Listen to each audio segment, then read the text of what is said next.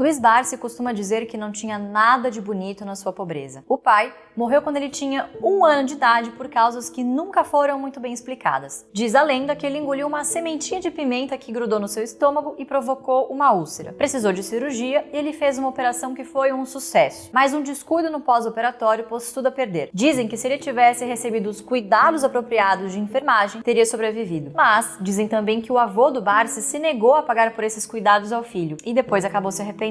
Nessa época, o Barsi morava num grande sobrado na Moca. No andar de cima moravam os avós do Barsi. No térreo, os pais e os tios, em espécies de apartamentos com quarto e cozinha. Com a morte do pai, seu avô pediu que o Barsi e a sua mãe desocupassem o quarto no sobrado. O avô queria alugar o apartamento para ganhar algum dinheiro. Meu pai morreu quando eu tinha 1 ano de idade e, sabe, a italianada, meu avô era italiano e vivia de aluguel, né? Então minha mãe não podia pagar o aluguel, ela teve que sair, meu avô convidou-a, né, a sair. Ele não via a nora como alguém da família e aparentemente não se importava muito com o que aconteceria com o seu neto. Minha mãe teve que sair, claro, teve que me carregar, né? Aí nós fomos morar na rua Visconde de Parnaíba, num cortiço. Logo em seguida eu mudei lá para o Quintalão, que era um cortiço maior, né? Onde se pagava um aluguel menor. A mãe do Barsi se mudou para uma casa no Brás, na época uma vila operária de imigrantes na região central de São Paulo. Ela trabalhava numa fábrica de charutos, embalando fumo em papel cortado à faca. Logo, ela viu que o salário não seria suficiente para que eles morassem naquela casa e tiveram que se mudar para um cortiço também no Brás, que eles chamavam carinhosamente de Quintalão. Tinha esse nome, pois nada mais era do que um grande quintal, com pequenos barracos compartilhados por várias famílias. Cerca de 30 famílias moravam no local, a maioria imigrantes europeus bem pobres. As condições de vida eram precárias. O Barsi e a mãe moravam num quarto que era também sala e cozinha. O banheiro era compartilhado com outros moradores do Quintalão. Na época, a mãe do Barsi era a única mulher do local que trabalhava fora, para garantir o próprio sustento. Ela trabalhava, primeiro trabalhou negócio de charuto, fazer charuto, depois ela entrou como funcionária numa bombonière no Cine Piratini e ficou lá durante muitos anos. Enquanto a mãe trabalhava, o Barsi passava o dia no Quintalão por sua conta. Ele disse que foi uma criança largada, que passava o dia brincando com outras crianças também largadas. Foi assim até que a sua mãe mudou de emprego e começou a trabalhar como vendedora em uma bombonière no cinema. Quando já estava mais ou menos grandinho, com 7 anos, o Barsi logo começou a trabalhar com ela para também ganhar dinheiro. No intervalo dos filmes, ele passeava pela sala de projeção vendendo saquinhos de uva passa. Depois, o Barsi foi promovido a baleiro no cinema, onde trabalhava também nos finais de semana. Durante a semana, ele engraxava sapatos no centro de São Paulo. O Barsi teve uma infância pobre, mas não passou fome. Não havia nada de poético nem de bonito na sua pobreza. O trabalho era a única distração possível. Foi uma infância bastante dolorida que acabou forjando o seu caráter. Ele nunca teve a expectativa de se tornar um homem rico, mas sempre quis sair da pobreza da onde ele veio para nunca mais voltar. Ele tinha medo de continuar pobre para sempre, e isso foi um grande estímulo para que ele pensasse em formas de sair daquela condição. O caminho para o enriquecimento que o Barsi encontrou foi justamente o mercado de ações. Na corrida da vida, ele largou na última fila. Ele teve que dividir o seu tempo entre os estudos e o trabalho desde muito cedo. A sua mãe conseguiu pagar a ele uma boa escola, mas que não estava entre as melhores da cidade. Mesmo assim, ele se dedicava como podia e sempre estava entre os alunos que mais se destacava. Ele também não conhecia pessoas ricas que abririam portas para grandes oportunidades. Tudo o que ele conquistou foi por meio do seu esforço de poupança e de seu capital intelectual, que permitiram que ano após ano ele fosse prosperando como investidor. Ele viu milhares de pessoas quebrarem a cara na bolsa. Ele resistiu à tentação de tentar enriquecer rápido. Pelo contrário, ele desenvolveu uma filosofia de carteira previdenciária que tinha como ponto central a renda passiva com dividendos. O Barsi seguiu seu plano à risca e soube esperar para colher resultados no longo prazo. Mesmo vindo de baixo, ele conseguiu chegar muito longe sem passar por cima de ninguém. E provou que é possível ir do 0 ao bilhão investindo em ações.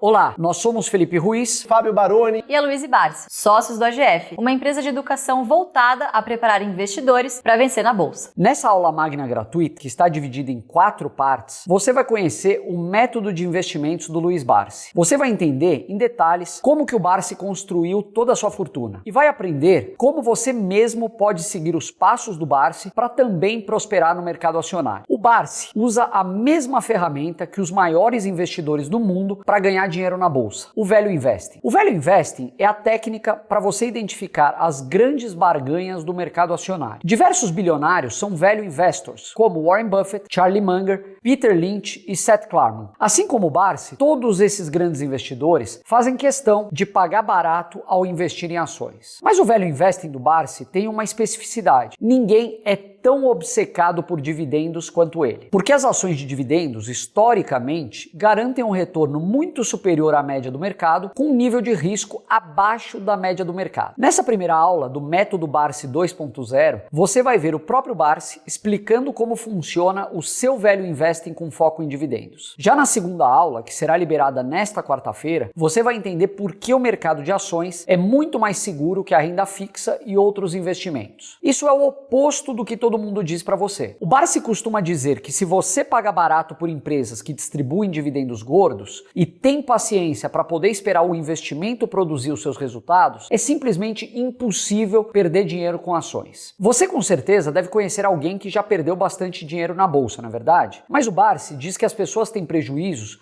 porque agem não como investidores, mas sim como especuladores. Na segunda aula, você vai descobrir quais são esses grandes cemitérios de especuladores, para poder ficar bem longe deles. E vai também ver como o Barsi faz para investir em ações com rentabilidade e segurança. A terceira aula, que vai ao ar na sexta, vai ser muito especial porque a gente vai mostrar para você que os grandes investidores de longo prazo não são simplesmente stock pickers, ou seja, eles não são excelentes selecionadores de ações. Na verdade, os maiores investidores do mundo são business pickers. Eles identificam negócios com grande potencial de geração de valor, negociados a preços descontados e usam a bolsa como instrumento para se associarem a essas empresas. Na terceira aula, a gente vai conhecer por dentro uma empresa que já deu muitas alegrias ao Barsi. E você vai acompanhar com a gente como funciona o Value Investing do Barsi na prática, para depois aplicar esse método em seu próprio processo de decisão de investimentos. Já na quarta e última aula dessa série, que estará disponível na próxima segunda-feira, a gente vai mostrar o caminho mais rápido para você aprender a analisar ações como um profissional. Porque na próxima semana a gente vai abrir inscrições para um MBA focado em Value Investing, que vai contar com a participação do Barsi e dos maiores investidores brasileiros. Se você quer aprender a identificar ações negociadas a preços muito descontados, não faz sentido você aprender com os investidores mais bem-sucedidos? Esse MBA vai ser tão aprofundado que vai atender quem busca aprender a construir patrimônio para viver só da renda dos seus investimentos, trabalhar no mercado financeiro como analista de investimentos, conseguir um emprego em corretoras, casas de research ou gestoras de fundos, abrir um clube de investimento ou atuar como consultor independente, e montar carteiras de investimentos e ajudar os outros a ganharem mais dinheiro no mercado. E ainda hoje você vai poder ganhar uma bolsa de estudos integral para cursar o nosso MBA. Mas calma, que em breve eu vou explicar como que essa bolsa integral vai funcionar. Primeiro, vamos falar da aula de hoje, que é sobre o Value Investing com foco em dividendos do Luiz Barsi. Começando pelo conceito do Value Investing. Essa é a técnica usada pelos maiores investidores do mundo para comprar ações que valem R$1 pagando só 50 centavos. Todos os maiores investidores das bolsas mundiais, sem exceção, usam esse método. O marco zero do Value Investing pode ser considerado a publicação do livro Security Analysis por Benjamin Graham e David Dodd em 1934. Graham e Dodd eram dois professores da Columbia University em Nova York, até hoje considerada o quartel-general do Value Investing no mundo. No livro Security Analysis, eles defenderam a tese de que preço e valor são conceitos totalmente diferentes na bolsa. Preço é a cotação atual, é o valor que alguém no mercado está disposto a pagar por determinado ativo. Já o valor é o quanto um ativo realmente vale. O preço oscila de acordo com uma série de motivos, sejam fatores psicológicos, de oferta e demanda, da narrativa, da moda e etc. Mas o valor não muda todos os dias. Uma ação que fechou em um dia a R$20 pode abrir cotada a 15 no dia seguinte, se alguma notícia muito negativa for divulgada, por exemplo. Foi o que aconteceu, por exemplo, no Joesley Day em 2017. O Joesley Day foi o dia em que foi divulgada a gravação de uma conversa pouco republicana entre o então presidente Michel Temer e o dono da JBS. Nenhuma empresa da bolsa deixou de vender seus produtos nesse dia. Mesmo assim, o Ibovespa caiu 8,8% devido à percepção dos investidores de que Temer poderia renunciar ou sofrer impeachment, sem que ninguém soubesse exatamente como seria sua sucessão. Esse é um ótimo exemplo de que o senhor mercado exagera o tempo todo. O senhor mercado exagera na euforia quando algo positivo acontece e exagera na depressão quando algo negativo acontece. Essas distorções entre preço e valor, que aparecem o tempo todo na bolsa, criam oportunidade para que investidores com as ferramentas corretas de análise ganhem muito dinheiro. E a melhor ferramenta que existe para enxergar essas oportunidades é o Value Investing. Graham defendia que a forma mais fácil de identificar ações negociadas por um preço muito inferior ao valor justo era analisar os múltiplos em que elas estavam sendo negociadas. Múltiplos são uma ferramenta de análise relativa. Se uma ação é negociada por 10 e a outra é negociada por 20, não significa que a de 10 está mais barata e a de 20 está mais cara. Mas se você percebe que um banco brasileiro tem um valor de mercado equivalente a 50 vezes seu lucro líquido anual, enquanto outro banco é negociado por 5 vezes seu lucro, muito provavelmente o segundo está mais barato que o primeiro. O múltiplo mais usado da bolsa é o PL, ou preço sobre lucro, que é a divisão do preço da ação pelo lucro por ação. E o segundo múltiplo mais comum é o PVPA, que é a divisão entre o preço da ação e o valor patrimonial dela. O Graham defendia que o investidor deveria sempre comprar ações com os menores múltiplos possíveis. Ele defendia que quanto menor o múltiplo, maior seria a margem de segurança do investidor. Para Graham, se o investidor simplesmente comprasse uma cesta de ações negociadas a no máximo 0,7 vezes o valor patrimonial, ele ganharia muito dinheiro na bolsa. Ele também defendia que o investidor nunca deveria pagar mais do que 20 vezes o lucro dos últimos 12 meses para investir em uma empresa. E nunca deveria pagar mais de 1,5 vezes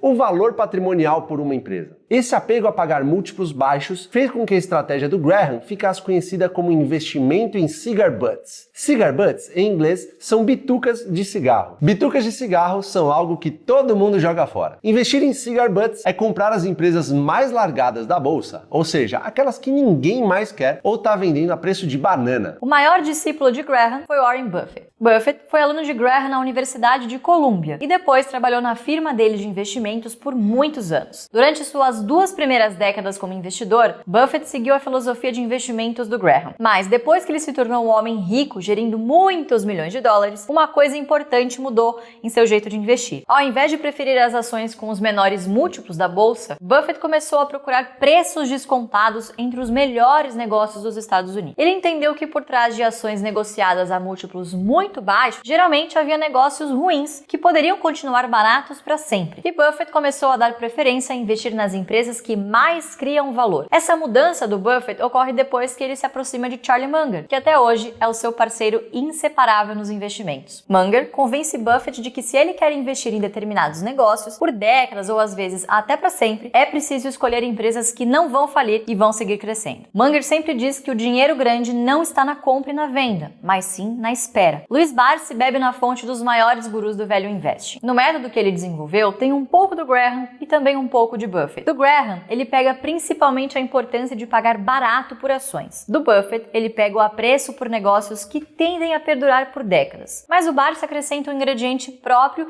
na sua receita de Value Investing. Mais do que todos os outros, o Barsi usa como principal critério para a escolha de ações os dividendos. É lógico que ele não vai só olhar os dividendos na sua tomada de decisão. O Barsi também acompanha os ativos da companhia, a qualidade e a confiabilidade de seus administradores, a perenidade dos negócios, as regras do seu estatuto, etc. Mas os dividendos passam a ser o filtro primordial da estratégia. Seria impossível ele estudar todas as 400 empresas da B3 sozinho. Então, o primeiro filtro que ele faz é praticamente só estudar a fundo as empresas que costumam distribuir bons dividendos. Se a companhia paga um dividendo muito maior que a média, ele vai se interessar por saber mais. Já se a empresa nunca paga dividendos ou quando paga vem aquela merrequinha para o investidor, é bem provável que ele não se interesse pelo negócio. Mas de onde vem essa obsessão do Barsi por dividendos? Bom, naqueles tempos de infância, em que o Barsi engraxava sapatos e vendia balas no cinema, ele começou a se interessar por contabilidade. Ao invés de cursar ensino médio regular, ele optou por uma escola técnica de contabilidade. Depois, ingressou numa faculdade de economia, finanças e administração. E ao final, também conseguiu tirar um diploma em contabilidade. Na adolescência, ele trabalhou em algumas empresas de contabilidade e, após se formar, começou a dar aulas de contabilidade. Eu sempre tive uma facilidade muito grande em assuntos contábeis, né? análise de balanço, sempre tive uma facilidade muito grande. E até hoje a gente tem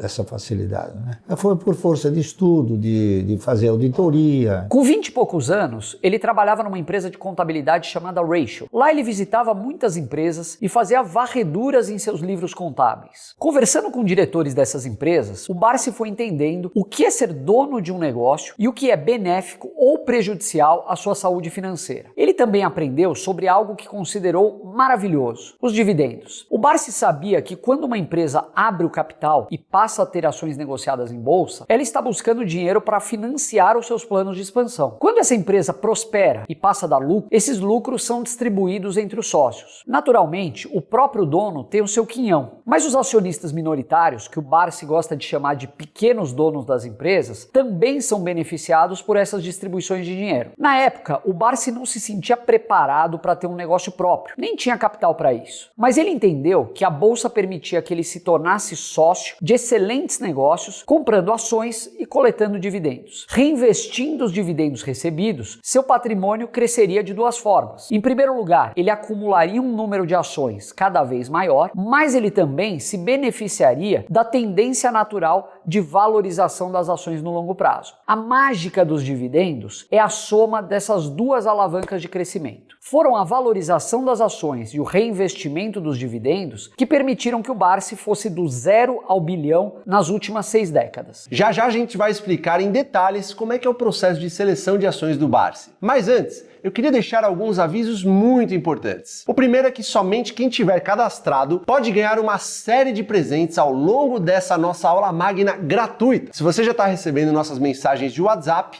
sobre esse curso, significa que já está cadastrado e não precisa fazer mais nada. Agora, se você chegou pelo YouTube, pelo e-mail ou de outra forma, entre agora mesmo no grupo VIP de WhatsApp, aqui embaixo na descrição do vídeo no YouTube, ou no botão de página de transmissão da aula magna. Faça isso agora mesmo. Não deixa para depois, hein? Porque o primeiro presente para quem tiver no WhatsApp é um PDF com o resumo dessa aula que vai ser disponibilizado nos próximos dias apenas para você que tiver cadastrado, hein? Outro benefício incrível e exclusivo para quem tiver no WhatsApp é receber um link para se inscrever em nosso MBA de Value Investing com até R$7.000 de desconto. É isso mesmo. Esse desconto só vai ser válido somente na próxima segunda-feira. Então, já se prepara aí, hein? E eu tenho mais um presente para você. Nessa aula, uma pessoa também vai ganhar uma bolsa integral para cursar o nosso MBA. É de graça. A gente criou uma hashtag que você vai ter que escrever no campo de comentários aqui embaixo do vídeo, hein? Faz o seguinte, deixa um comentário com a hashtag mágica dos dividendos e um pequeno texto explicando por que o Value Investing com foco em dividendos é a melhor estratégia para ganhar dinheiro com ações. O comentário mais criativo vai ser premiado com uma bolsa integral para cursar esse MBA que a gente vai lançar na segunda-feira. Que demais, né? Um exemplo de comentário para você, hashtag mágica dos dividendos. Comprando ações de boas pagadoras de dividendos e reinvestindo os proventos recebidos, o patrimônio cresce como uma bola de neve. Fazendo algo tão simples quanto se cadastrar e deixar um comentário com a hashtag mágica dos dividendos, já vai fazer com que você tenha a chance de ganhar sua bolsa do MBA. É sensacional, não é mesmo?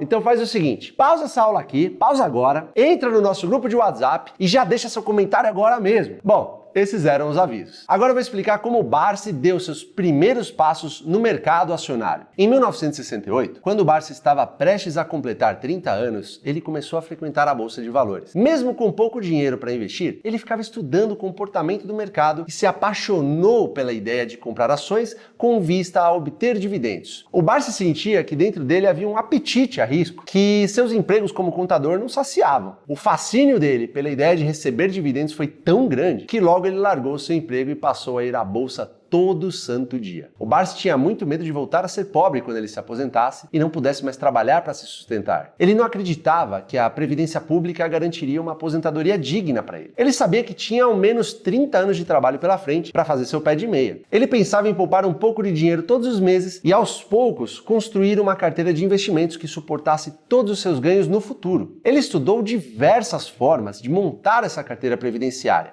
ações, títulos de renda fixa, aluguel de imóveis, etc. Mas ele chegou à conclusão que nada seria mais rentável do que as ações pagadoras de dividendos. Tem duas formas de uma pessoa garantir uma vida confortável. A primeira é a renda ativa, que depende do seu trabalho, de ganhar o dinheiro necessário para o seu sustento. Na renda ativa, geralmente a única forma de você ganhar mais é produzindo mais, não é mesmo? Mas também tem a forma da renda passiva, em que você recebe recursos sem trabalhar. Nesse caso, você não precisa se esforçar mais para ganhar mais. Na verdade, é o contrário. Quanto mais dividendos você recebe, menos esforço de poupança precisa fazer para que o bolo siga sempre crescendo. Porque as ações são como as vacas, elas são o seu patrimônio. Se você não matar a vaca para comer a carne, pode beber leite todos os dias, que serão seus dividendos. E você também pode vender parte do leite produzido para comprar cada vez mais vacas. Com o tempo, o seu rebanho só vai crescer e você terá cada vez mais leite. Barsi queria formar o seu rebanho e começou a estudar qual ação da bolsa poderia ser a vaca leiteira que garantiria a sua aposentadoria. Após alguns meses, chegou à conclusão de que as ações da CESP seriam o seu alvo ideal. Era uma empresa segura que vendia um bem essencial, energia. A empresa tinha ótimas usinas hidrelétricas que geravam caixa suficiente para garantir um retorno em dividendos de mais ou menos 10% ao ano na época. A tese do Barsi é que ele teria de fazer um esforço de poupança por aproximadamente 5 anos para comprar 1.000 ações por mês da CESP. Depois desses 5 anos, o reinvestimento dos próprios dividendos distribuídos pela CESP permitiria que ele seguisse comprando 1.000 ações por mês, sem fazer mais nenhum esforço de poupança. E o Barsi traçou a meta de comprar 100.000 ações da CESP porque achava que isso já seria suficiente para garantir a sua aposentadoria. O plano tinha 3 pilares. O primeiro era prioridade. Naturalmente, o Barsi não deixaria de comer nem de viver para alcançar o seu objetivo, mas todo o dinheiro que sobrava era direcionado para as ações da CESP. O segundo pilar era a paciência. O Barsi sabia que estava numa maratona e não em uma corrida de 100 metros. Ele não estava atrás de ganhos rápidos. Ele não queria comprar e vender loucamente, não queria especular. A sua prioridade era a aposentadoria em 30 anos. E para isso, ele queria acumular 100.000 ações da CESP, comprando um pouquinho a cada mês. O terceiro pilar do plano era a disciplina. Ele não desistiria do plano, mesmo que as suas ações caíssem 50%. Eu fiz um trabalho propondo o cidadão comprar 1.000 ações por mês durante 30 anos. Por quê? Porque eu interpretei o seguinte: você precisa se aposentar pela compulsória, você precisa contribuir 30 anos, e se você comprar 1.000 ações por mês durante 30 anos? Foi uma coisa meio revolucionária, né? Nunca ninguém tinha pensado nisso, e eu acabei mostrando que se você comprar 1.000 ações por mês durante 30 anos, você fica milionário. Na verdade, ele já não se importava quando a bolsa começava a cair. Pelo contrário, ele comemorava, porque o que interessava era o número de ações que ele estava determinado a juntar, e não o valor delas. Como ele estava muito mais interessado em comprar do que em vender, quanto mais as ações caíssem, mais fácil seria para ele alcançar a sua meta. Seguindo esse plano, demorou pouco para que o Barsi se tornasse milionário. Ele nem lembra exatamente quando foi, mas acredita que foi em meados de 1976. Quem fizer ou quem der início a um projeto igual ao meu hoje, com certeza ele vai ser contemplado no futuro. O exemplo dos outros eu sempre tomei para mim e procuro dizer para as pessoas, né? Procuro transmitir para as pessoas um ensinamento que eu fui adquirindo ao longo do tempo. E eu tenho assim uma referência muito boa, porque todos aqueles que seguiram essa orientação, muitos declararam no livro, né, que eles também fazem como eu. Então tem bastante gente aí que compra, guarda e vive de dividendos. Tem muitas pessoas que seguiram a minha trajetória e continuam seguindo, né? Depois houve mudanças na estratégia da CESP e ele acabou vendendo as suas ações para investir em outras empresas. Mas a estratégia de dividendos adotada naquela época segue firme até hoje. Ainda no final da década de 1970, o Barsi chegou à conclusão que já recebia dividendos suficientes para parar de trabalhar. Mas ele seguiu investindo e na década passada alcançou o status de bilionário. O menino do cortiço, que havia trabalhado como baleiro em engraxate, já fazia parte do clube dos homens com maior patrimônio do Brasil. A estratégia do Barsi deu tão certo porque, historicamente, as empresas que pagam bons dividendos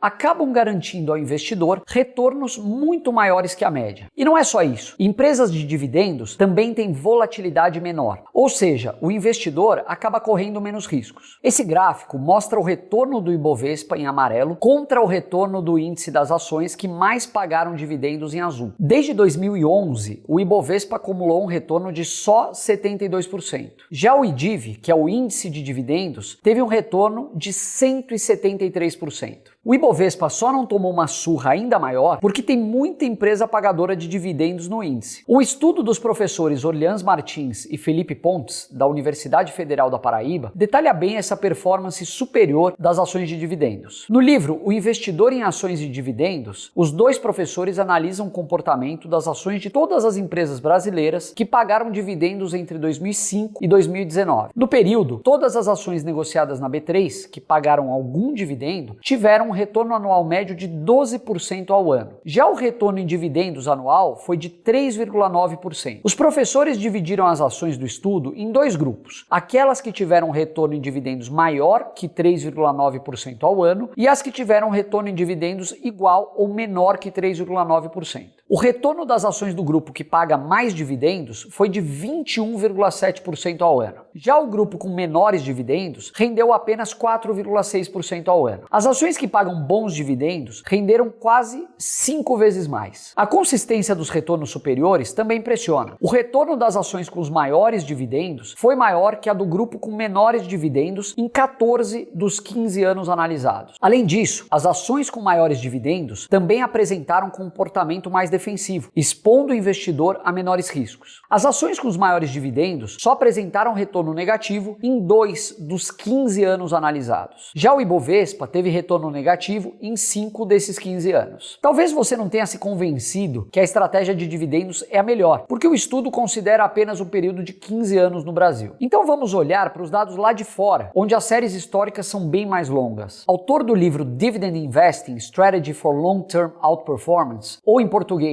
Investindo em Dividendos, uma estratégia para performance acima da média no longo prazo, Michael Clements fez um estudo comparando a performance das ações que pagam bons dividendos contra os índices de ações mais populares. O estudo considerou dados de 1928 até 2011. Nos Estados Unidos, a carteira de ações que pagou bons dividendos rendeu 1,5% ao ano acima do S&P nesses 83 anos. Já uma carteira de dividendos global rendeu 2,1% ao ano a mais que a média do mercado acionário mundial. O estudo traz evidências parrudas de que, via de regra, o investimento com foco em dividendos vai te trazer resultados superiores em qualquer lugar do mundo. Talvez você já soubesse que ações de dividendos eram mais defensivas e seguras, mas talvez você achasse que com essas ações mais defensivas você teria que abrir mão de rentabilidade, porque sempre ouvimos que as ações com maior potencial de valorização são as mais arriscadas. A gente cresce ouvindo que quanto maior o risco de um investimento, maior é o seu retorno, não é verdade? Só que o Value Investing com foco em dividendos inverte essa lógica, porque você alcança o pote de ouro, o santo graal do mercado, aquela combinação que todo mundo quer, que é justamente obter retornos acima da média do mercado, correndo menos risco que o mercado. Mas talvez você esteja se perguntando, então é só pegar uma lista de empresas que mais pagam dividendos em um site qualquer na internet, investir tudo que eu tenho, que eu também vou ficar super rico? É tão simples assim virar bilionário? Calma que é um pouquinho mais complexo. Você já vai ver que é preciso tomar uma série de cuidados. Mas antes, vale a pena dar um passo atrás e explicar melhor os conceitos fundamentais para você começar a investir em dividendos. Os dividendos são a parcela do lucro líquido de uma empresa que é distribuída aos seus acionistas. Eu vou te dar um exemplo. Vamos supor que uma empresa tem seu capital dividido em 1 milhão de ações. Tem um lucro líquido de R$1 milhão ao longo de um ano. E ela decide que vai distribuir todo o seu lucro anual aos acionistas. Essa empresa vai pagar R$1 milhão em dividendo para os detentores de suas 1 milhão de ações. Ou seja, a companhia vai pagar R$1 por ação a seus acionistas. O dono da empresa que tem 500 mil ações vai receber 500 mil em dividendos. E o pequeno dono que tem só 5 mil ações vai receber 5 mil reais de dividendos. O dividendo não é a única forma de uma empresa remunerar os seus acionistas. Outro tipo de provento também são os juros sobre capital próprio, ou o que a gente chama de JCP. O JCP é uma forma de remuneração ao acionista criada em 1995 que só existe no Brasil. Basicamente, o JCP cumpre a mesma função dos dividendos, mas há duas diferenças muito importantes. A primeira delas é que há limites legais para a distribuição de JCP. Uma empresa não pode, por exemplo, distribuir mais de 50% do lucro líquido anual em juros sobre capital próprio. A segunda diferença é que enquanto os dividendos são isentos de imposto de renda, o JCP é tributado em uma alíquota de 15%. Uma terceira forma de remunerar os acionistas é a bonificação em ações. Ao invés da empresa distribuir dividendos em dinheiro aos seus acionistas, ela incorpora suas reservas de lucro ao capital social e distribui novas ações aos seus sócios. O mercado chama de provento proventos, a soma desses três tipos de remuneração aos acionistas: dividendos, JCP e a bonificação em ações. Por último, uma empresa também pode remunerar os seus acionistas recomprando as suas próprias ações. É isso mesmo. Mas por que isso é tão bom para o acionista? Por dois motivos. A empresa recompra ações que estão em circulação no mercado e depois cancela esses papéis. Isso vai fazer com que os próximos dividendos pagos pela empresa sejam divididos por um número menor de ações, aumentando assim o bolo de todo mundo. Além disso, como o capital social da companhia passa a ser dividido entre menos ações, tudo mais constante, cada ação tende a valer mais. A recompra de ações é uma forma de remunerar o acionista muito utilizada nos Estados Unidos, por exemplo, porque lá a distribuição de dividendos é tributada. As empresas preferem recomprar ações porque essa alternativa não gera pagamentos de impostos. Outra coisa que você precisa saber sobre os dividendos é que as empresas precisam divulgar aos seus acionistas quais são as suas regras de distribuição.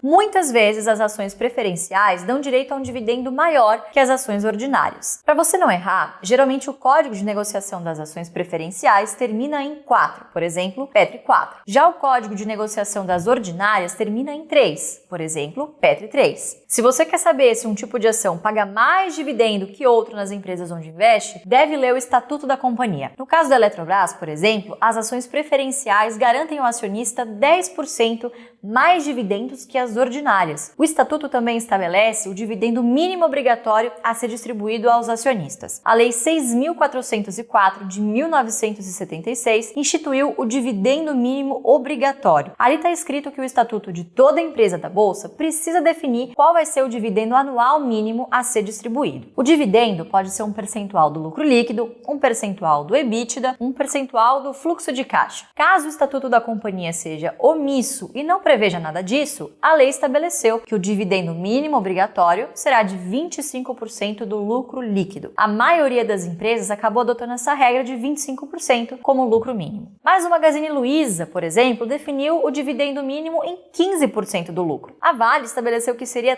30% do EBITDA, descontado dos investimentos. Cabe a você, investidor, ler o Estatuto das Empresas onde investe e descobrir qual é essa regra. Mas nada impede que uma empresa com dividendo mínimo de 25% acabe distribuindo 50%, 100% ou até 150% do lucro num determinado ano. O Estatuto também vai prever a forma como o dividendo é pago. Ali está escrito se a empresa vai distribuir dividendos mensais, trimestrais, semestrais ou anuais. Muitas vezes também está definido em que meses serão feitas essas distribuições. O valor pago em cada período precisa ser aprovado em reunião do Conselho de Administração. Em seguida, a empresa é obrigada a publicar um comunicado ao mercado informando o montante total de dividendos a serem pagos, o dividendo por ação, a data em que o acionista precisa ter a ação em custódia para ter direito ao recebimento do dividendo, o que o mercado chama de data com. Lembrando que no dia seguinte é a data X, quando a ação já não dá mais direito a esse dividendo. O comunicado ao mercado também estabelece a data em que os dividendos caem na conta do investidor, que pode ser diferente da data X. Agora, como saber quando uma empresa está pagando um dividendo alto e quando o dividendo não é atrativo? Porque um dividendo de R$1 por ação pode ser muito interessante se a ação está cotada a R$10, ou pode ser uma merreca se a ação vale R$100. De novo, vamos recorrer aos múltiplos, essa ferramenta incrível para se comparar companhias. Existem diversos múltiplos de análise relativa aos dividendos, mas dois deles são imprescindíveis. O primeiro deles é o Dividend Payout, ou simplesmente Payout.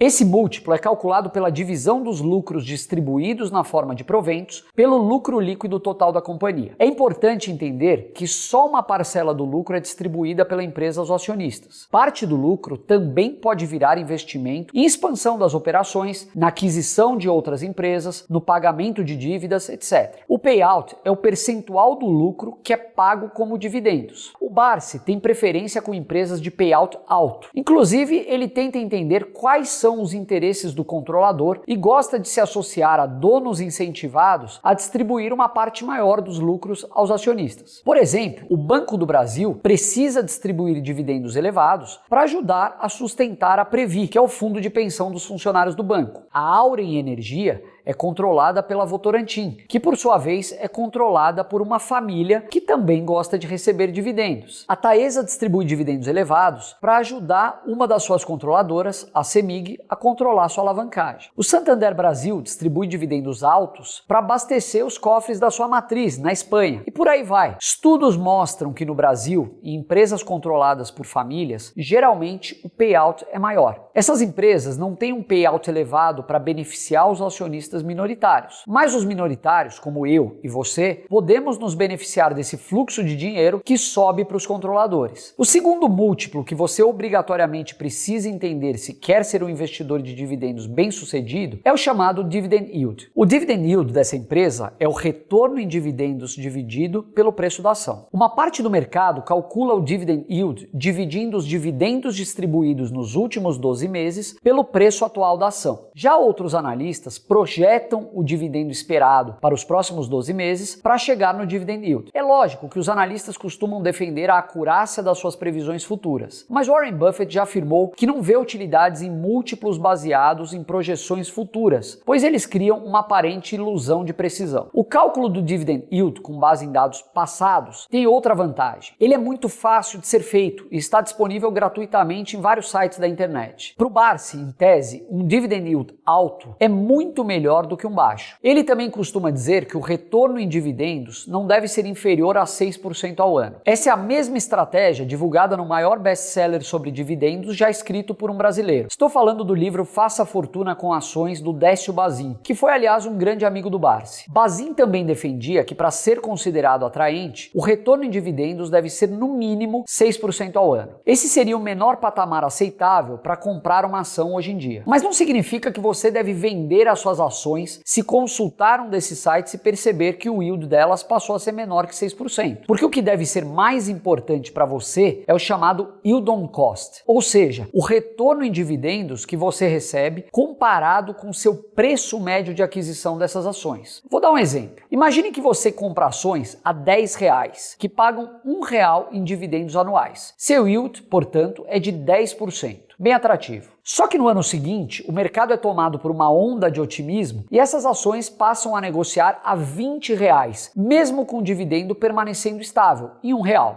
O dividend yield cai para 5% com essa nova realidade. No entanto, você não precisa vender suas ações porque o dividend yield on cost segue sendo de 10%. Porque você tem que considerar seu retorno de acordo com o preço médio que você pagou pelas ações. No entanto, quando você receber seus dividendos dessa empresa, é aconselhável que aloque os recursos numa companhia que está pagando um yield mais alto. O Décio Bazin explica de uma forma bem interessante porque ele não recomenda investimentos em ações com yield baixo. Imagine que uma ação custa R$100 e só paga 10 centavos de dividendo ao ano. Fazendo a conta, você vai descobrir que o yield dessa ação é de apenas 0,1%. Para Bazin, esse investimento tem um caráter tão especulativo quanto ouro, dólar, Bitcoin, etc. Porque considerando só os dividendos, é uma escolha terrível. A única chance desse investimento ser bem sucedido é se ele valorizar. Só que o preço dos ativos ninguém controla. Às vezes o preço vai subir, por outras vezes vai cair. Todos os investidores que acham que tem bola de cristal costumam colher resultados desastrosos na bolsa. Ok, mas como é que eu encontro ações que pagam dividendos elevados e persistentes?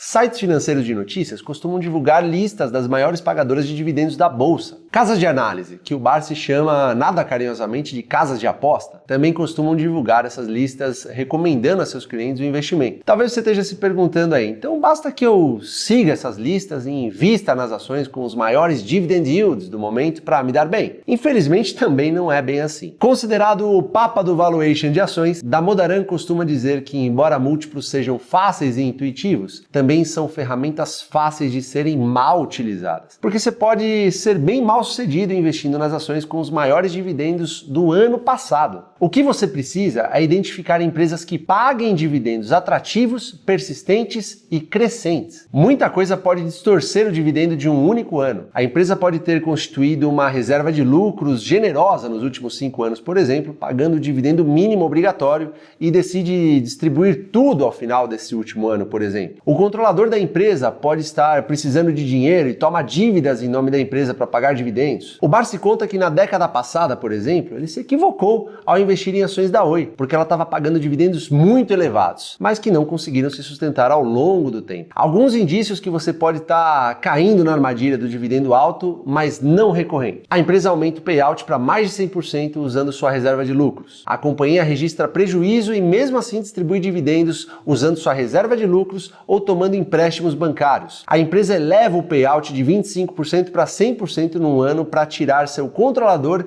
de um sufoco financeiro, por exemplo, mas no ano seguinte volta ao seu payout normal. Uma empresa pode perder seus bons fundamentos e a ação cai forte. Comparando o preço atual com os dividendos passados, o investidor pode chegar a um yield que parece muito atrativo, mas que na verdade vai ser muito menor que o esperado. A Petrobras talvez seja um bom exemplo disso. A empresa pagou nada menos que R$ 16,76 em proventos por ação preferencial em 2022. Se esse dividendo se provar sustentável, a ação está de graça, porque nos preços atuais o dividend yield supera incríveis 60%. O problema é que o preço do petróleo está hoje num patamar historicamente alto, que pode não se repetir no futuro. Além disso, em governos petistas, a Petrobras tem um histórico de investir em projetos menos rentáveis. Talvez esse seja um bom exemplo de dividendo que é alto, mas talvez não seja persistente e crescente ao longo dos anos. O investidor sempre deve desconfiar quando o dividend yield é muito alto, porque não existe almoço grátis no mercado. Quando algo parece bom demais para ser verdade, é porque geralmente não é verdade. O investidor precisa sempre verificar o histórico de dividendos ao menos dos últimos 5 anos para fazer a sua análise. Você encontra esses dados disponíveis de forma gratuita na internet. Além disso, deve avaliar se não há motivos razoáveis para que o dividendo tenha uma sensível redução no futuro visível. Mais adiante nessa aula magna, você vai descobrir como aprender a fazer todas essas análises. Mas agora talvez você esteja se perguntando, ok, se essa estratégia é tão boa, por que todo mundo não adota o velho investe com foco em dividendos igual o Barsi? No mercado tem de tudo, inclusive gente que não gosta de dividendos. A tese contrária mais repetida é de Merton Miller e Franco Modigliani, 2 professores laureados com o Prêmio Nobel de Economia. Os 2 são autores da teoria da irrelevância dos dividendos, que defende que os proventos não fazem diferença para o investidor, porque os dividendos pagos são descontados do preço da ação. Por exemplo, se uma ação vale R$10 e paga R$1 em dividendos, tudo mais constante, ela vai abrir cotada a R$9 no dia seguinte. Da mesma forma que você não fica mais rico quando tira R$100 do bolso direito da sua calça e coloca os mesmos R$100 no bolso esquerdo. O investidor também não fica mais rico quando o dividendo cai na conta. Você pode até concordar que a teoria dos 2 ganhadores do Nobel até faz sentido lógico, mas o que então explicaria a performance acima da média das ações de dividendos em todo o mundo? A gente acredita que a teoria da irrelevância dos dividendos é uma análise muito simplista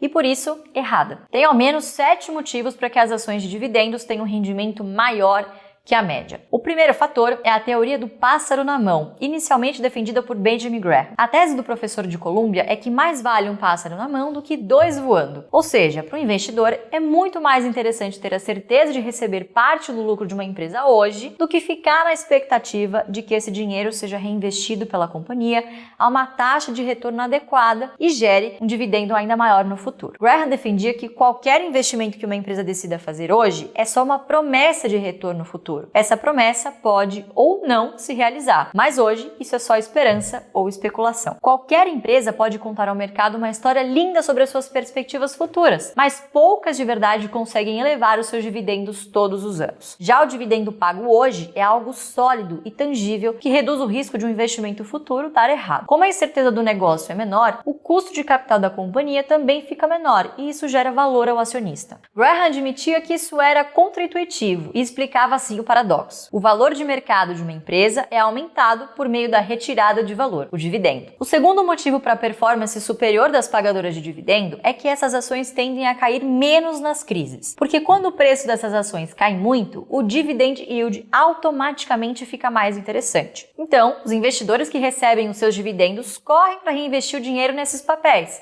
aproveitando o retorno em dividendos maiores. A terceira razão é que a empresa que distribui dividendos elevados geralmente está dando uma demonstração de saúde financeira ao mercado. Se uma empresa paga dividendos elevados, persistentes e crescentes, esse é um negócio de qualidade. Parte dos investidores pode até afirmar que dividendo passado não é garantia de dividendo futuro. E é verdade. Mas quem você acha que tem mais chance de pagar um dividendo maior no próximo ano? Uma empresa que apresentou prejuízos em todos os últimos 10 anos passados ou uma empresa que apresentou dividendos elevados e crescentes nos últimos 10 anos? É por isso que muitos americanos preferem investir em um grupo de empresas que eles chamam de Dividend Aristocrats ou aristocratas dos dividendos. Quer um exemplo de Dividend Aristocrat? A Procter & Gamble, dona de marcas como Gillette, Pampers, Pantene e Oral-B, pagou dividendos em todos os últimos 130 anos. Já a Johnson & Johnson conseguiu elevar seus dividendos por 45 anos seguidos. Investir numa empresa como essas e receber dividendos é como apostar que Real Madrid, Barcelona ou Atlético de Madrid vão ganhar o Campeonato Espanhol. Muito dificilmente vai dar errado. A quarta justificativa é que se você está comprando uma ação que paga dividendos muito elevados e crescentes, é mais improvável que esteja pagando caro. Olha só essa conta aqui. Imagine que você investe em uma empresa que tem garantido um retorno em dividendos de 20% ao ano. Se essa empresa lucra 20% de seu valor de mercado todos os anos, significa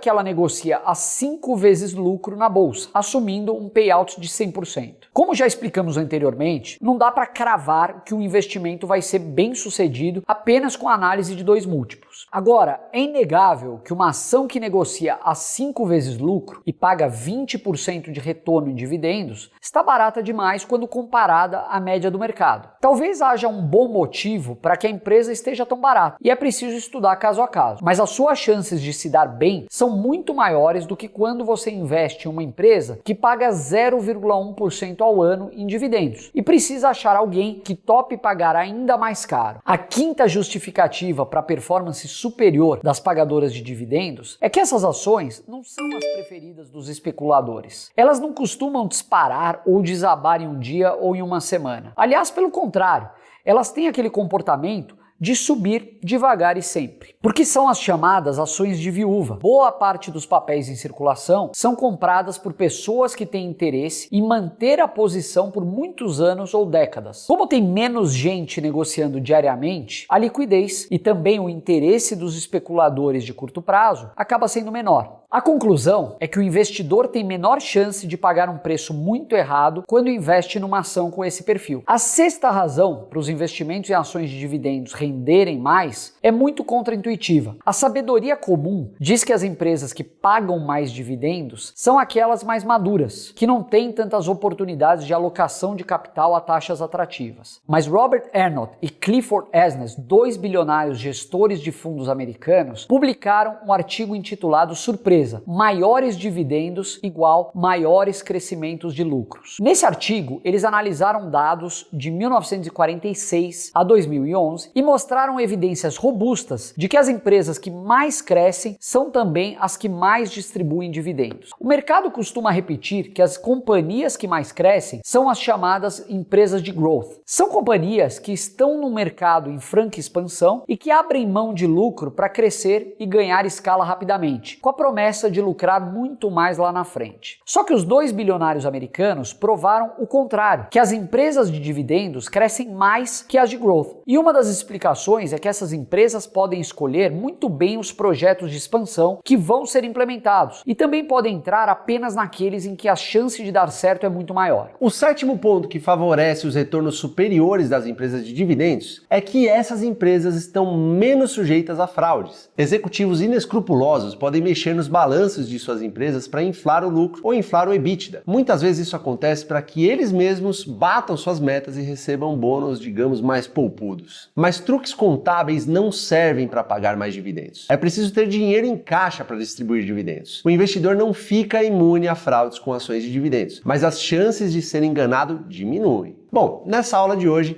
a gente mostrou para você diversos dados e estudos que comprovam que ações de dividendos rendem muito mais que a média. Também mostramos que existem diversas razões que explicam esses retornos superiores. O Barsi tem enorme convicção de que ele nunca teria obtido os resultados que conseguiu se não aplicasse o Value Investing com foco em dividendos. Fica o convite para que você também adote essa estratégia daqui para frente. Na próxima aula a gente vai se aprofundar na filosofia de investimentos do Barsi. A gente vai falar mais sobre o método método dele de seleção das melhores ações de dividendos. O Barsi costuma dizer que investindo com o método dele é impossível perder dinheiro na bolsa. É isso mesmo. Para o Barsi, investir em ações como ele faz é muito menos arriscado do que a renda fixa ou qualquer outra aplicação. Quem investe não perde, só perde quem especula e perde muito. Aliás, não ganha. Quem investe nunca perde. Só que ações dão um retorno muito maior. Eu sei que ninguém fala isso na bolsa, não é mesmo? É por isso que você não pode perder essa próxima aula de jeito nenhum. Antes de você ir embora, não se esqueça de cadastrar o nosso grupo de WhatsApp. Você vai receber 2 presentes gratuitamente. O primeiro é um resumo dessa aula em PDF. Mas no grupo você também vai receber um link com desconto de até R$7.000 para se inscrever no MBA de Value Investing com o Luiz Barsi, somente na próxima segunda-feira, hein?